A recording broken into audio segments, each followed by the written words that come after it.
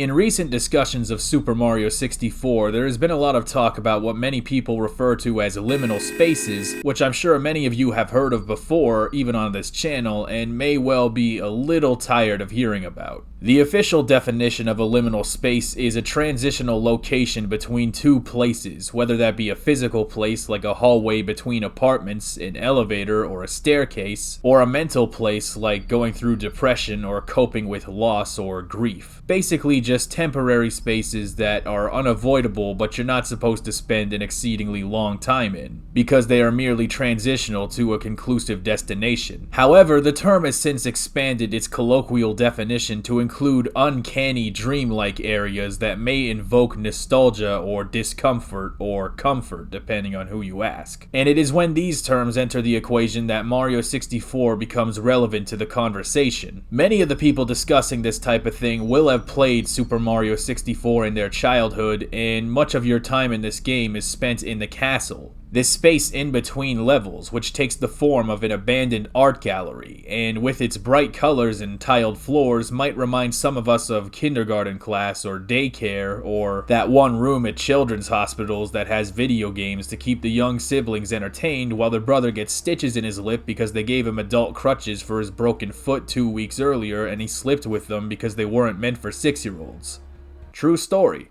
I still have a scar. Backrooms. Now this is a premium liminal space right here. As they say in liminal space real estate, location, location, location. This started out as a 4chan thing in 2018 and might have been a creepypasta at some point, but then it became a meme thing of its own. And then earlier this year it got its own spooky Mario 64 hack. It really is a match made in hell. Mario 64 and the Backrooms, the ultimate liminal space recreated in Liminal Space Simulator 64. And as it turns out, it ends up being a very effective winning combination. And we're already halfway through Spook-Ass Month and I haven't even talked about a single spooky ROM hack yet, so this is long overdue. So get some hot chocolate ready and maybe grab yourself a blankie and a plushie, because there is some stuff in this hack that is so spooky that it'll make you say, Mamma mia. The story is that Mario decided to BLJ up the endless staircase like he usually does. It's really good for your core. But something goes horribly wrong and he ends up in the Backrooms, a labyrinthine maze of identical hallways and monochromatic walls. In his attempts to escape, he is confronted by these corrupted, diseased, twitchy Marios that kill you upon contact. At this point, your only goal is to get out of there, and it is possible, but then you find yourself in an entirely different labyrinth and realize, uh-oh, I should have just gotten 70 stars like a regular person. In total, there are 4 main labyrinths and this weird secret corridor that lets you choose between the levels. Every layer of the Backrooms feels very different, but not without the unsettling, off-putting atmosphere. Then you got this level, which looks like that picture of that hotel with the miniature golf course in the middle. Playing this game really is a descent into madness. It drives you insane with its endless assault of identical hallways and structures and its divergent pathways. It's almost like a slightly less confusing version of B3313, but without the beta elements, and its scary elements are a lot less subtle. It's a relatively brief hack that can be experienced in under an hour, but this is not the kind of game you should play only once. There are a lot of weird things that you'll miss the first time, and I wouldn't be surprised if even I missed a number of things myself. There's this little area with writing on the wall that says, "Don't move, stay still," and then you turn the camera around and what the fuck? Yeah, I guess in a game like this it'd be a crime not to have a Wario apparition. What's weird is that sometimes he doesn't show up. I don't know what the exact trigger is for making him appear, but that almost makes it more scary. The uncertainty. Will he show up, or will he not? You want fun?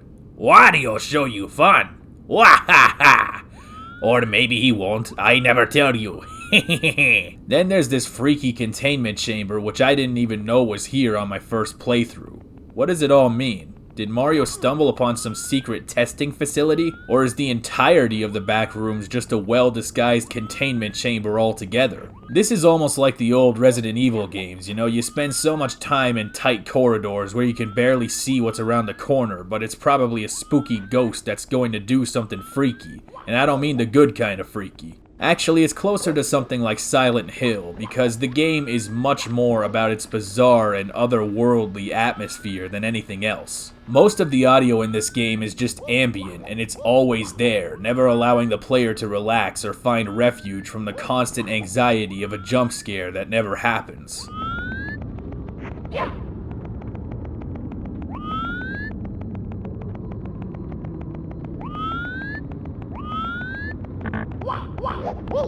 There isn't really a ton of story, but there's just enough narrative to make you curious. There's a little bit to go off of, just enough to maybe piece together what might possibly be going on. You find an encampment of 2 toads who speak of other toads that went out to go to a different base but haven't come back yet. Perhaps they were cursed to become the diseased Marios. They insist that it's more safe in the base than outside, but they never specified what there was to be afraid of. Could the creatures have come from the containment chamber, or is the containment chamber supposed to protect something or someone from the creatures? Is this where the Wario apparition came from in the first place? And what about this face that floats around in the air? There is so much bizarre imagery, and the explanations are largely non-existent. It's that air of mystery that makes this game so interesting. These things that are left deliberately vague and non-specific. Mario 64 is kind of the perfect game to modify into something cursed and ethereal. Not just because of the liminal spaces that people speak of, but because Mario 64 is a game about running and jumping and lunatic acrobatic prowess. But by putting him in a world where none of that will help him, it takes his only line of defense and nullifies it. That contradiction is one of the things that makes it scary. I wonder what Mario is thinking when he's experiencing all this. Even as he witnesses one horror after another, he still retains his cheerful attitude. All the joyful, guttural noises that he is typically known for continue to ring loud and clear. How is he able to so effectively dissociate from the grotesque stimulus of his eyes and ears? Could it be that this entire thing is a dream and he's aware of it?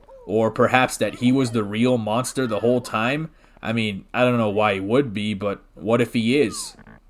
Game theory. The game is relatively easy, so you don't have to worry about getting stuck on some stupid janky parts. The barriers to experiencing everything the game has to offer are no big deal at all. The only issue I have is its modest length. I think a game like this could stand to be a little bit longer, but as it is right now, it is definitely worth playing. I don't want to spoil too much more than that, so I'm just going to leave this video off with a strong recommendation and my seal of approval. Now, since this is the only spooky hack I played this month so far, I would greatly appreciate and welcome any more recommendations for other spooky hacks and stuff that you want me to talk about. So send me some spook-ass recommendations in the comments, because if you don't, then Waddy'll show you fun. Wahaha! Good night.